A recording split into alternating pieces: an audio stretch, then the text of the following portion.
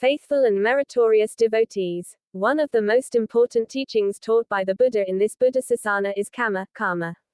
The very first wisdom that arises in a disciple of the Buddha is called kammasakata, the understanding that beings are the owners of their actions. This means that a person begins to understand that the results experienced in life arise from the actions that he or she has performed.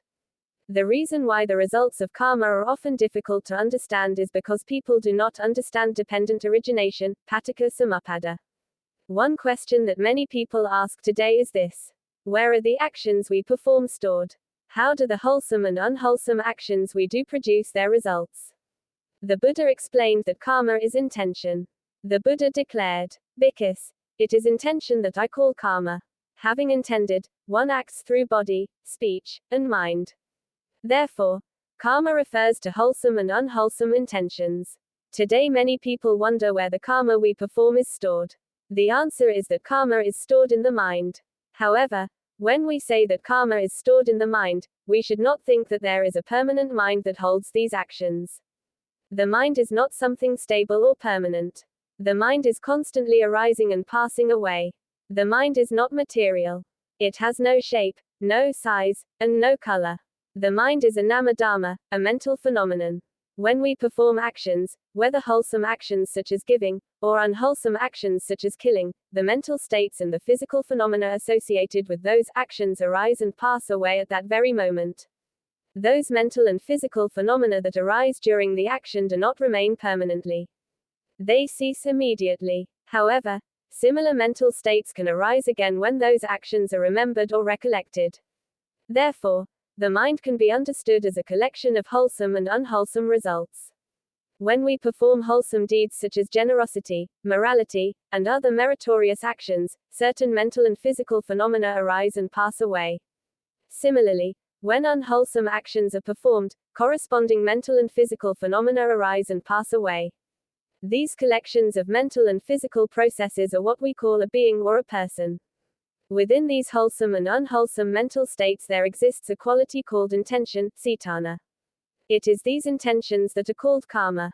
Before performing an action, a person thinks, "I should do it this way. I will do this action." The intention that arises when thinking about an action, and the intention that arises while performing the action, these are called karma.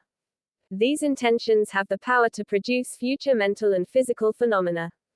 For example, if a person performs an unwholesome action such as killing a human being, many distorted mental and physical states arise during that time: fear, agitation, harshness, and disturbed states of mind and body. Thousands and countless such mental states arise during the act. These are what we call karma. Later, even in this very life, when that person remembers the action, similar mental states arise again: fear, anxiety, trembling, and distress.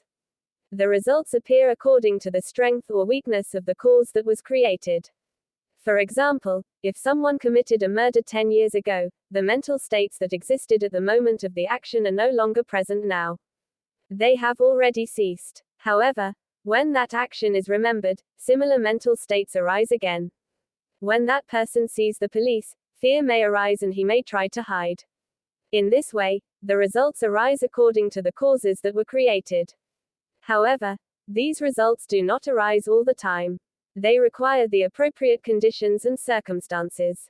For instance, suppose the person who committed the murder is now enjoying himself in a social gathering using the money obtained through that act. At that moment, pleasant experiences may arise through the eye, ear, nose, tongue, and body due to past wholesome actions, such as giving or observing moral conduct. But suddenly the police arrive and arrest him for the murder. At that moment, the results of the unwholesome action begin to manifest.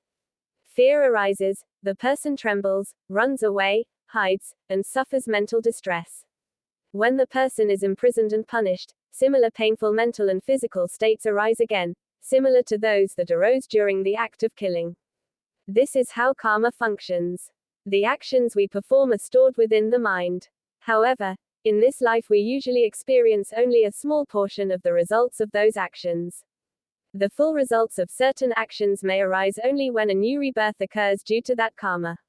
When rebirth occurs in places such as the animal realm, the ghost realm, or hell, those beings live constantly with fear and suffering.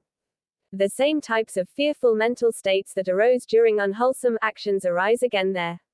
In this way, the energy of karma remains within the mind and produces results. Similarly, when wholesome actions are performed, those wholesome actions are also recorded in the mental continuum. When we perform meritorious deeds such as giving, observing morality, helping others, listening to Dharma, and practicing meditation, pleasant and joyful mental states arise even in this very life. These wholesome karmas remain within the mind and produce pleasant results in the future. When one is reborn in fortunate realms such as heavenly worlds, pleasant sights, sounds, smells, tastes, and touches arise as results of past wholesome actions. Thus, karma performed by beings is stored within the mind and produces results when the appropriate conditions arise, just like sparks emerging from hidden embers. A good example is a debt. When a person borrows money, a connection is created. Until the debt is repaid, that connection remains. When the borrower sees the lender, fear and anxiety may arise thinking that the lender may ask for repayment. The debt itself is not physically stored anywhere, but when the right conditions arise, the results appear. In the same way, when wholesome and unwholesome actions are performed, their nature remains within the mind. The mind has the ability to produce results according to the causes that were created. This is what we call karma. Karma has the power to produce future mental and physical phenomena. Until Nibbana is realized, actions that have not yet given results still possess the potential to produce results.